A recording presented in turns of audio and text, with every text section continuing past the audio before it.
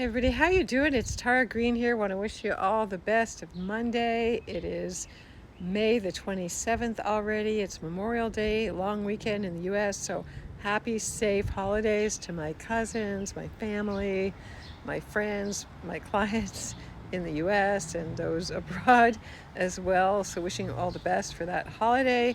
And I want to talk about the three big aspects this week. Okay, so the first one's coming up first, and it is Mars conjunct Chiron in Aries. Okay, so that's a big one. That degree, Chiron has been involved since the April 8th solar eclipse, and so it's a very potent, powerful place. Aries is the warrior. This is Memorial Day weekend. You want to honor all the brave men and women who gave their lives in service to their countries. So this is about the wounded, warriors, the people who are PTSD, those who survive, their families, their children. And so this is actually a very perfect kind of aspect to go along with this, and also questioning war and what war is all about. And so Mars, the action planet, rules Aries, so he's going to be very defensive. He's going to want to stand up for the rights of war.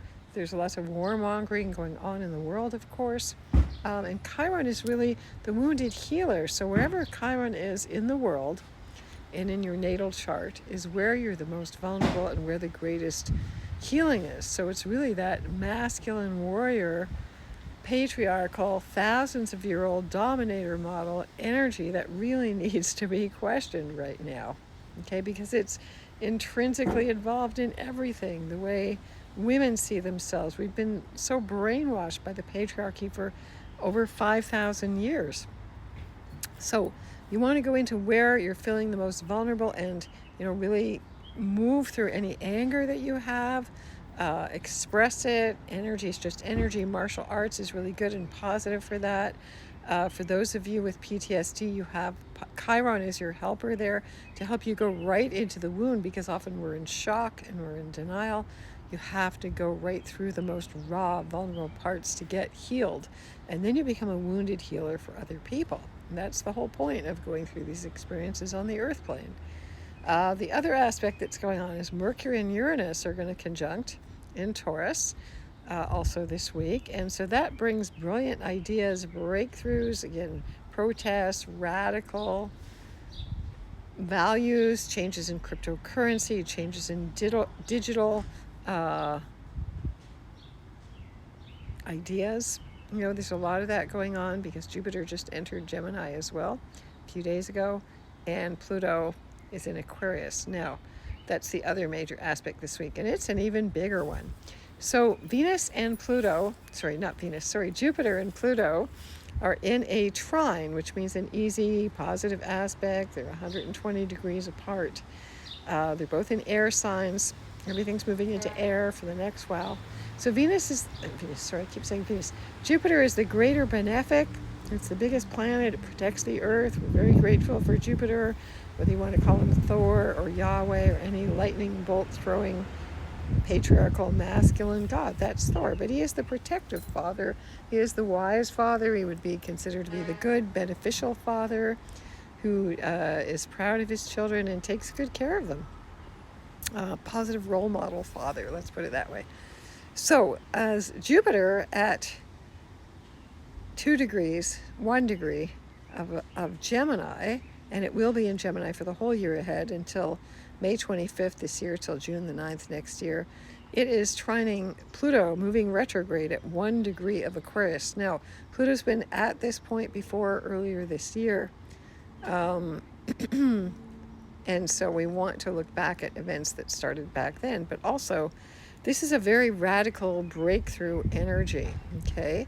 And so anybody who has a planets, your rising sign, whatever you have there at, let's say, 0 to 2 degrees of Aquarius, I'm going to use a really tight orb there, you get to shapeshift your mind. It's very mind-opening. Everything that you've been closed to, you want to open your mind. You want to examine it. The wonderful thing about Jupiter and Gemini is it's innate curiosity. They're always going to ask a million questions and question everything. That is the smartest thing you could do, is question everything that you've taken for granted, everything that you've believed, everything that's been taught. This is a time to question every narrative, everything. I mean, it is all, yeah, it's all going to be rethought. So this is a really wonderful aspect. Venus, sorry, I keep saying Venus, Jupiter and Pluto trying themselves last in 2016 in Libra. And so, sorry, in Capricorn. Um, yeah, in Capricorn. So they were in Earth signs. And they won't do it again until 2028. And then it'll be Libra, Aquarius. But it'll still be air because we're in the element of air for the while. So question everything. If you want to go back to school, of course, this is like students protesting and higher education and education in general being questioned, new agendas, the whole whatever sex education for children agenda, that's going to be coming up. There's going to be laws implemented about it, for or against. Yes, everything, Gemini, advertising, merchandising, AI, all of that's changing, radically changing the way we think, the way we communicate, the way we do things, shop, our local environment, how we talk to our friends, our siblings, everything's opening up, freedom in relationships, freedom to say what you want, freedom of speech. I am on X. I'm a big believer in free speech. I know you have a lot of hate speech and anti-Semitism and all of that stuff going on, but better to have it out in the open, Jupiter always says, because it rules Sagittarius and it rules Pisces. So we can be compassionate with other people. We don't have to react. We don't have to be so defensive. That's like, Mars and Aries. So clarifying what you want is also a big deal about this. I've just been consulting clients going through this kind of energy. They're kind of in a liminal place. Like they might not know what this new world is bringing, or may they not know what they want because everything's been shape-shifted. The ground's been shifting underneath their feet. And that's okay. You need to be okay with being in a liminal zone, a liminal space where you don't know. And then you have to really get clear and keep asking, well, what do I want? And why do I want that? And why do people do it this way? Who says it has to be this way? And where did that come from? And why have people adapted it? And who does it serve? I think who does it serve? Because Pluto is the plutocrats and the elites. And so Jupiter is being like the mind of a child. It's kind of like being like an alien on here. It's like, why do you do things like this? What purpose? Does that make any sense? So this is a wonderfully creative time. So really make good use of it. Question everything you do, why you've been doing it, why things are taken for granted that way, and become like a child again. That's Jesus said, be like a child. That's real wisdom. So we want to use this whole Jupiter and Gemini energy to become like children again and to remember to play a little bit more and to lighten up. That's the nice thing about that. So look at areas in your life that, the sun just went behind cloud. Look for areas in your life that need to be changed. It would be good to journal. It would be good to write them down. It's good to get out of ruts and habits. It's good to radically change everything you've been doing, the way you've been talking, thinking, the way you're advertising. Again, new merchandising, that's marketing. Market yourself in a new way. Take a radically new approach. If you're on the cusp of what's really coming down over this next while, then you can be ahead of the curve, okay? But remember, it's changing all the time. And I know people don't like change, but change is the name of the game. And my old Tibetan Buddhist teacher used to say he thought it was great that people were getting so much information. He said that's good for the brain. The brain loves that kind of thing. He said we can deal with that. I just think that, it still needs to be meted out. You have to remember to ground yourself.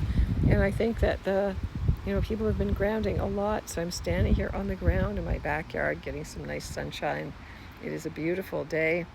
So I want to wish you all the best blessings. If you want to find out how I can help you make some radical changes in your life, I'd be very happy to do that.